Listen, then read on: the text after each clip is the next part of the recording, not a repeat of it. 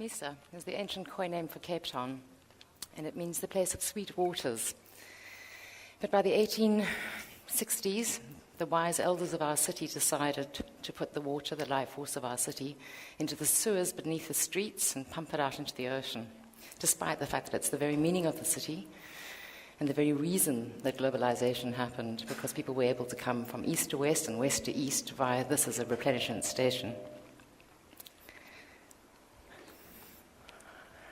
We have various problems facing us at the moment globally, and amongst the biggest being that of climate change, and there are many, many unknowns with regard to climate change. On the left-hand slide, you can see a beautiful piece of land art by Caron von Zeil, who's actually in the audience today. And these are some of the things we don't know. We don't know whether we're going to be landing up in a state of drought or a state of flooding. It's both reality and possibility. There are some knowns, and one of them is that by 2013, Cape Town is no longer water secure. In other words, the population in the city is going to exceed the amount of water available to us. It's a very, very serious notion. We cannot live without water. I'm water, you're water. The one element that combines and unites us as human beings on the planet is the fact that we are water. On the left-hand side slide, you can see a study done by the city of Cape Town, which indicates various things that are going to be happening to the city. They looked at the city bowl, and the red, yellow, and dark blue indicate various sea surges and damage to property that's going to occur. And the light blue line there indicates 6.5 meters above sea level. That is what an estimate is telling us. It's going to occur over the next 50 years, and it depends which scientist you read this week, but over the next 50 years, that's where the sea's going to rise to. And I love the way everyone's panicking, because in fact, if you look at the right-hand side slide, which is one of the very first maps I drew of the city, you can see the yellow indicated there, which is the reclaimed land. So really, it's just Mother Nature reclaiming herself. There's a notion called hydrocide, which is basically when we, as a people, commit mass suicide as a result of our social misuse of our water resource. The city of Cape Town, once upon a time, had 4 rivers and 36 springs. All of these today have been diverted and rush out into the ocean under our streets. Most people in the city of Cape Town are unaware of these water resources.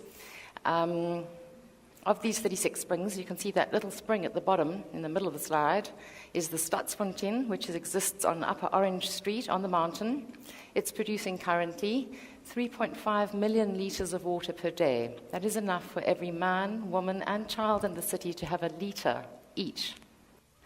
All wasted. And ironically, when FIFA built their fabulous stadium and needed to get some water to the stadium, they realized they were going to save themselves a fortune of money. So they tapped into this water and have utilized it very generously to flush the toilets. However,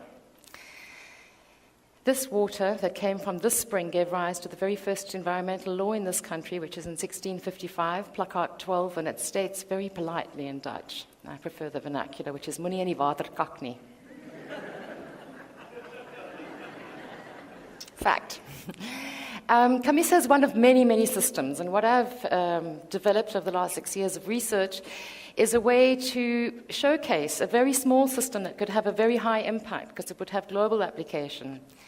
Our history of our country, our history of our various peoples of our nation is all embedded within this fabric of this water system. It is, however, only one system of many in Cape Town. We, for instance, have on the Cape Flats Aquifer Unit, which is an underground lake. It's the largest in the Southern Hemisphere. It is currently so polluted we can barely use it to water our crops. But Camissa has the potential to be able to recycle this water and to find ways to reunite us as a nation by showcasing not only the history of our city, but because Cape Town is the mother city, it's the frontier of our modern nation, and to be able to show this to people in a way that they can experience and be integrated within the system and understand how water operates or should be operating within the city space. Just to tell you all that water is a living cycle. There's no more water today than there was yesterday or in the time of the dinosaurs. Our planet is covered by 90% water, of which only 2% is potable. In other words, only 2% of the water of the planet we are able to drink. If we shit in the water, it's no longer drinkable. However, there are ways of saving water in that we are able to recycle it and utilize it for the benefit of all. And so the application of, which I'm going to talk to you about in this little presentation, has the ability to have a quantum level application globally, because we're dealing with a river system that's running from mountain to ocean over a very small area, 6.7 kilometers, and it's passing from natural through suburban, urban, and industrial precincts. All the solutions are there for us to uncover and to be able to apply anywhere in the world to save any river system, whether it be big or small. So it has a very high impact. And we're able to prove an incredible theory developed by Dr. Tony Turton, which is that water is a flux. One of the fantastic realities in this as well is that for every foreign tourist coming to South Africa, 8 permanent jobs are created. This particular little socio-ecological link lies between the mountain and the ocean. The mountain is a potential World Heritage Site, so please on Thursdays vote for it, Table Mountain, as one of the new recognized 7 wonders of the world. And at the other end of it is Robben Island, which is already recognized as a World Heritage Site. People are drawn to come to this place, not only because of our political history.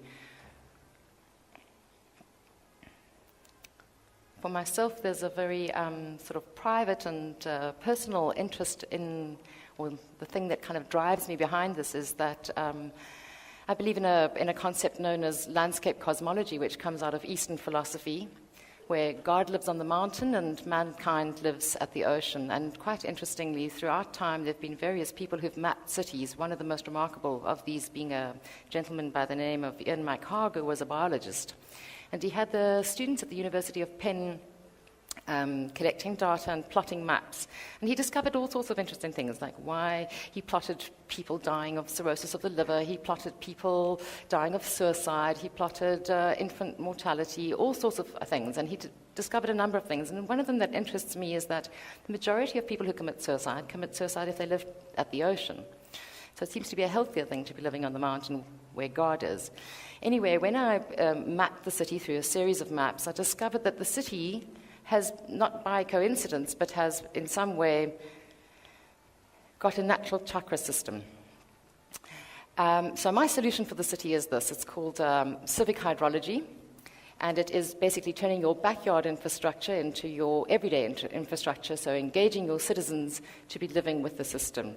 At the top of the slide, we have an example of Rome, which is a 2,800-year-old history of civic hydrology.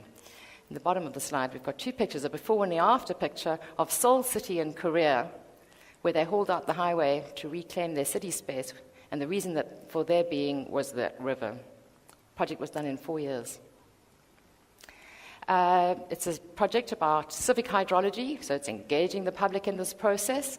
It's been able to engage all those land parcels that are currently wasted and bringing them, people working there to bring the water back into the main system and linking the public spaces through that.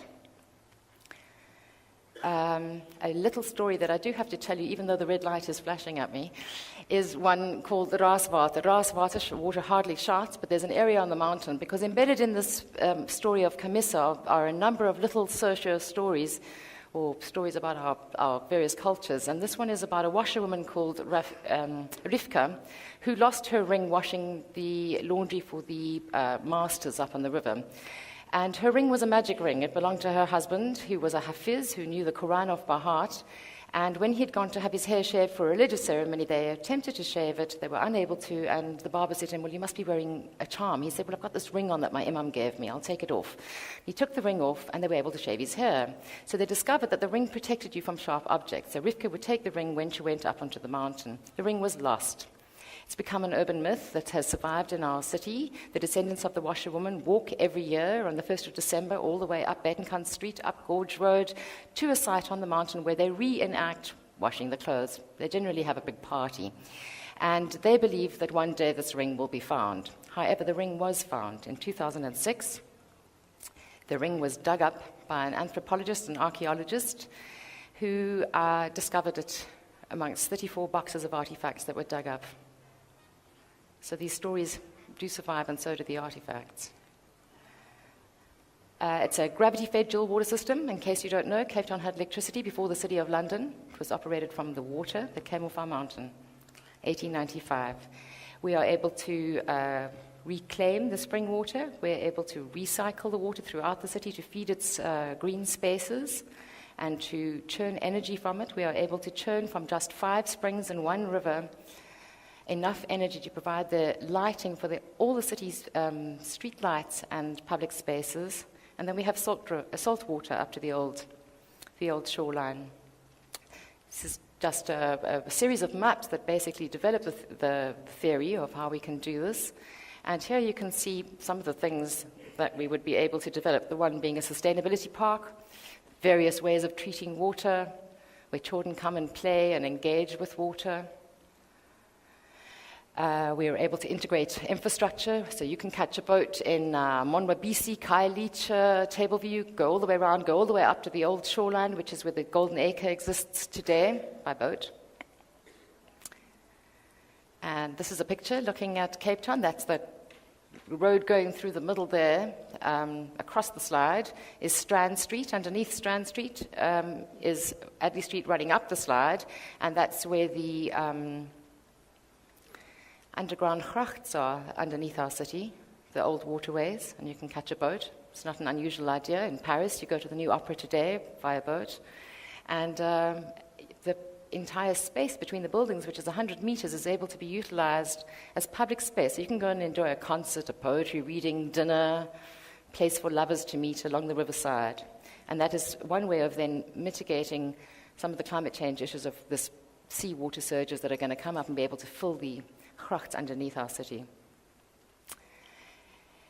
By being able to reclaim these water resources, we're able to densify our city, which is a very important thing that we need to do to be living sustainably. So once we have a living city, or once we have living water back in our city, we have a living city again. Thank you.